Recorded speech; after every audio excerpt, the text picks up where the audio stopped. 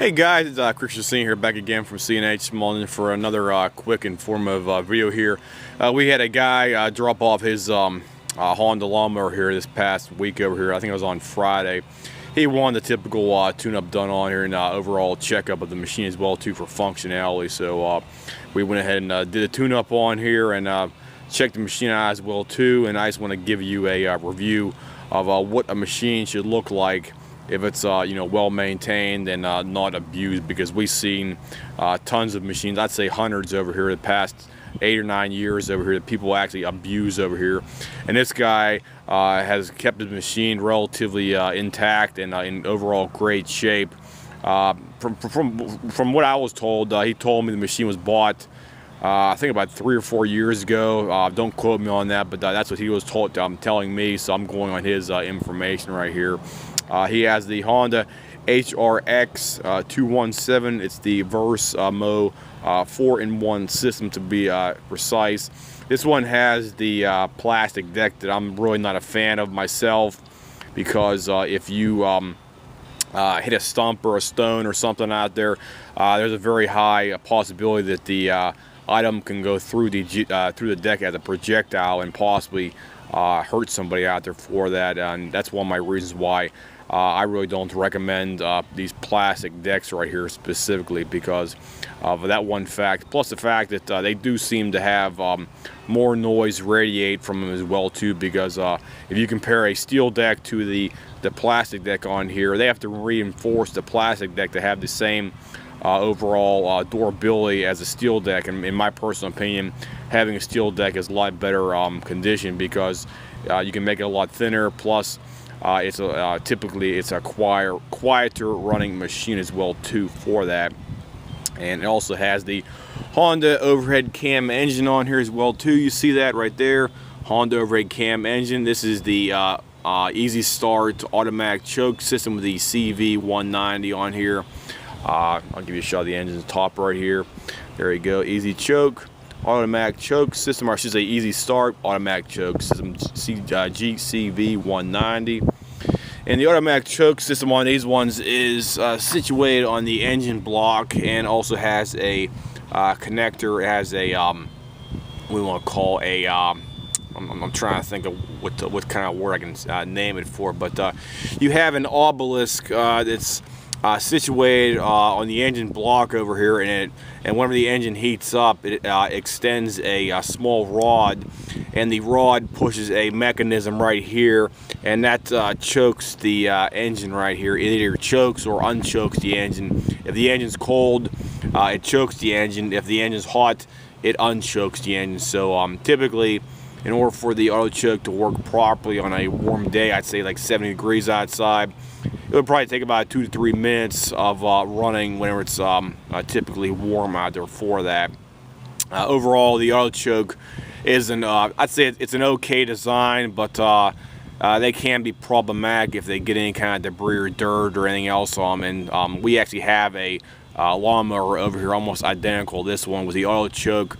It has the obelisk shaped piece.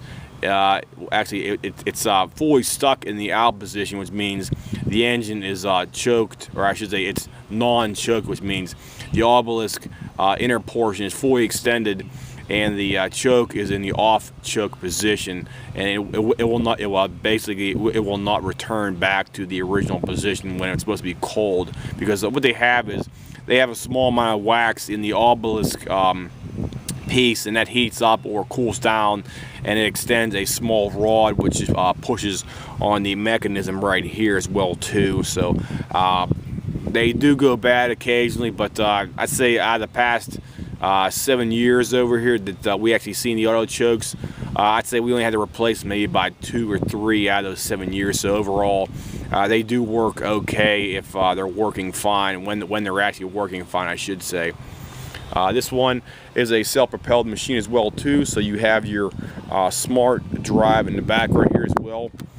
I'm not a fan of this design right here, because I was told by many of my clients over here, it tends to fatigue your thumbs or your wrist, or whatever you want to call it right here, and they do not like it after they have it for about 2 or 3 years. So I personally do not like that design.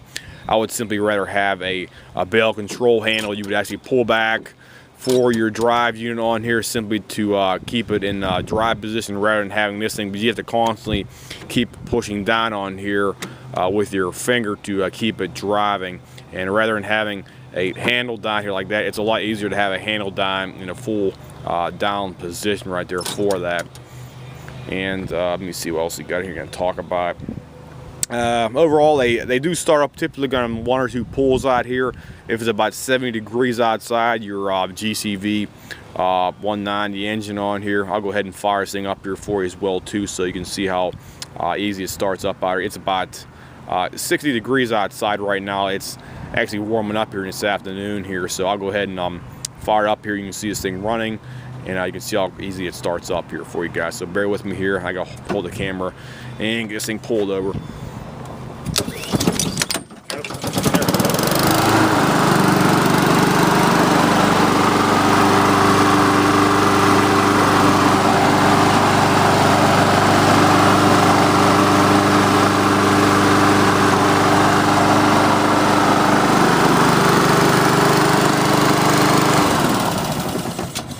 And they do have a bit more noise than a typical steel deck, as I said before on here. That's one of the downsides I really do not like. And as I said before, the other downside was the possibility that if you do come in contact with some kind of stump or something we want to call steel or some kind of rock in your yard, there's a possibility the deck can become damaged.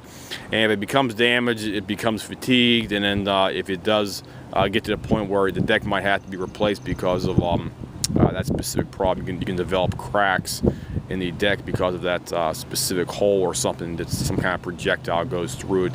If you're hitting something in your yard, like a rock or stump or a stone or some kind of even a steel pipe out there. So always be mindful if you're cutting your yard out there with this kind of deck on here. Overall, they are slightly lighter. I'd say maybe about 10 or 15 pounds lighter than their counterparts. That's why Honda typically went with this design. I really didn't measure them, but I basically measured you know, how heavy it is when you put them in the back of a truck, and they are noticeably lighter out there. So I'm basically guessing it's about 10 to 15 pounds right there on average right there for each Honda HRX. If you compare it with the steel deck versus the HRX plastic deck right there is for you. So if anybody has any comments, questions, whatnot, as usual, feel free to leave me a message here. If I skipped over anything, or if you want any kind of more in-depth detail, just shoot me a message and I'll try to answer your question probably within 24 to 48 hours after you leave some kind of a message. So I'll see you guys and have a nice day.